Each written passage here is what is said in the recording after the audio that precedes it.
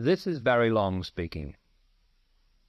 Through my books, tapes, public talks and teaching sessions, I help people like you to find the truth of yourself. What is the truth of yourself? It is freedom and fulfillment, what every man and woman on earth is looking for. Most people are looking for it in the world, and there's nothing wrong with that, provided you realize that you can't have freedom and fulfillment in the world until you've found it in yourself. Otherwise, you've got to have the aggravation and obstruction in the world that everyone complains of and regards as unavoidable. Whatever you acquire or achieve, something is still missing. That's why no one in the world, even among the rich and famous, is ever free for long from their troubles and frustrations. The truth of yourself, your true self, is the spirit in you. Spirit is a hazy and difficult word for most people to relate to. And understandably because, well, what is it? How does the spirit, your true self, show itself in your everyday life so you can recognize it? That's the question, isn't it?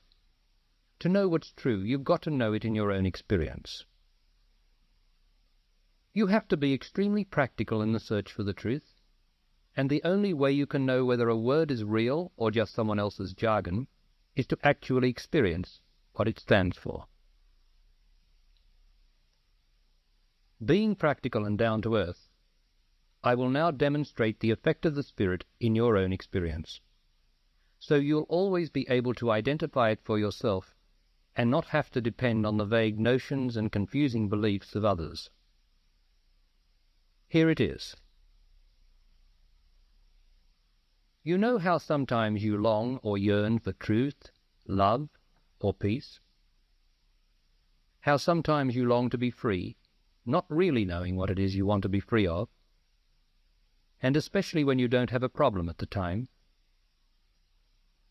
You know what it's like to feel love you're not just able to express, or a deep creative urge you can't express.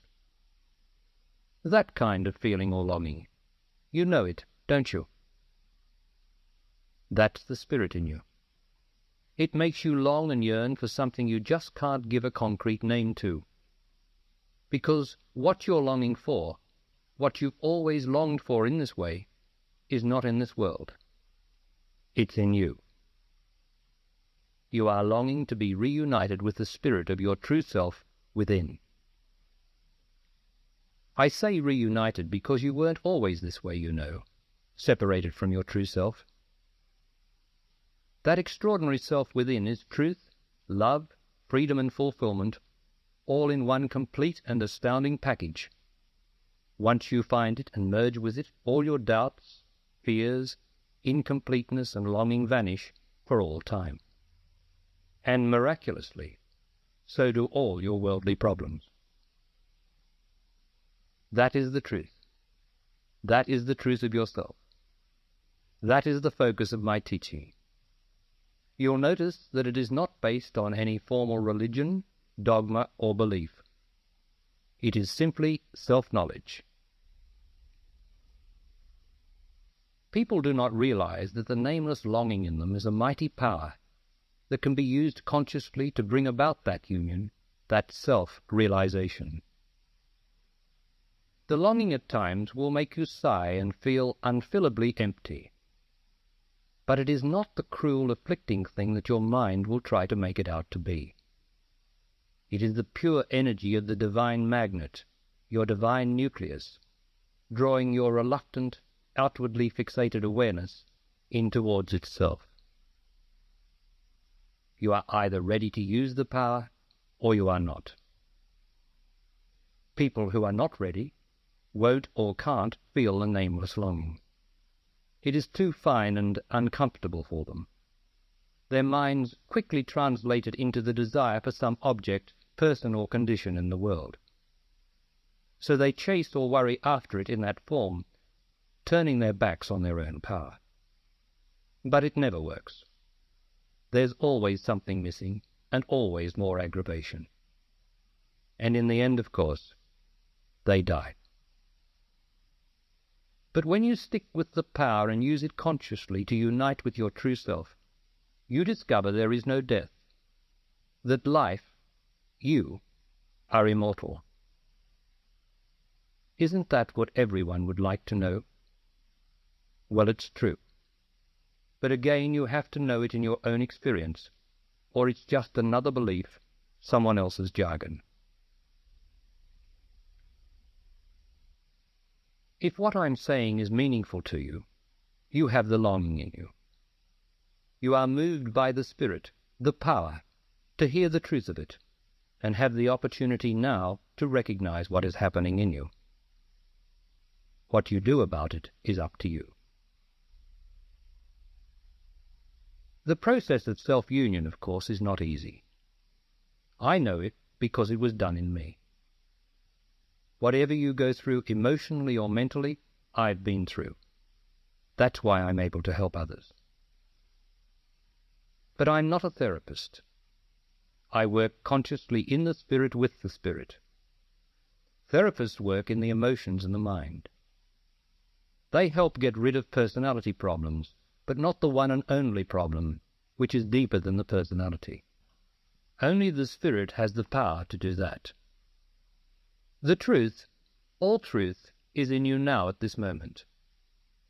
But it's buried under all the years of emotional experience you've gathered, particularly your heartbreaks, disappointments, fears, self-doubts, and so on. You weren't born with those emotions. You acquired them. You were born free, and are free. That is the truth of yourself.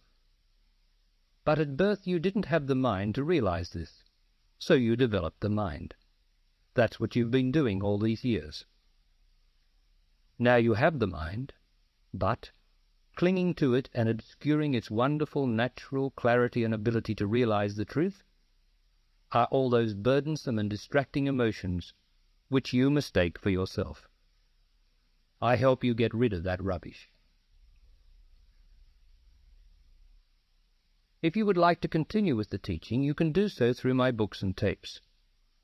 The Myth of Life tapes you'll find particularly helpful. These are 6 separate cassettes, and they can be obtained and used individually or together as a comprehensive spiritual teaching.